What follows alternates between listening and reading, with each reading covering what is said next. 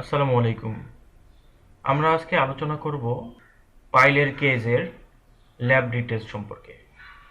কিভাবে আমরা ল্যাব দিব, কিভাবে আমরা সেটি ওয়েল্ডিং করব সাবধানতার সাথে, এই সমস্ত বিষয় আমরা ভিডিও আকারে আপনাদেরকে দেখানোর চেষ্টা করব।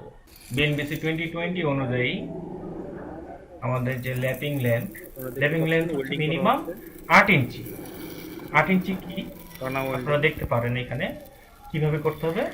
দুটি ফিলেট রড ওয়েল্ডিং ইচ এর মধ্যে সাইড, ভেঙে দুই পাশেই ফাঁকা না আমরা থাকে টানা পর্যন্ত ওয়েল্ডিং করব, চাপ দিয়ে ধরে রেখেছে। তাহলে কোডকে অনুসরণ করা হবে। কিন্তু দেখা যায় বাস্তবে এটি করা হয় না। কিসের জন্য করা হয় না? দেখা যায় যে বাস্তবে শ্রমিকরা সেই কাজের ধারাতে অভ্যস্ত না, অথবা ওখানে সেই রকম আপনারা এইভাবে সাবধানতার দক্ষ সাথে জনবল নিয়োগ করা ওয়েল্ডিং হয় না। করবেন। তো আমরা বলবো যে আপনারা এক্ষেত্রে মিনিমাম যদি 8 ইঞ্চি আপনারা ল্যাব দেন পাইলের কেজে, তাহলে আপনাদের টানা ওয়েল্ডিং করতে হবে এভাবে। ফিলেট ওয়েল্ডিং ইচ সাইড, দেখেন এখানে সেকশনটাতে দেখা যাচ্ছে, খুব সুন্দরভাবে বোঝা যাচ্ছে ফিলেট ওয়েল্ডিং। হ্যাঁ, দুই সাইডে টানা ওয়েল্ডিং।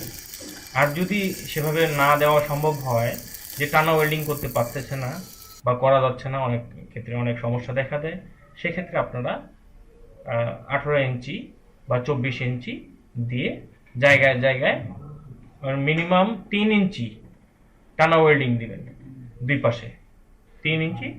তাহলে আশা করা যায় ইনশাল্লাহ খুব একটা বেশি সমস্যা হবে না। ধন্যবাদ।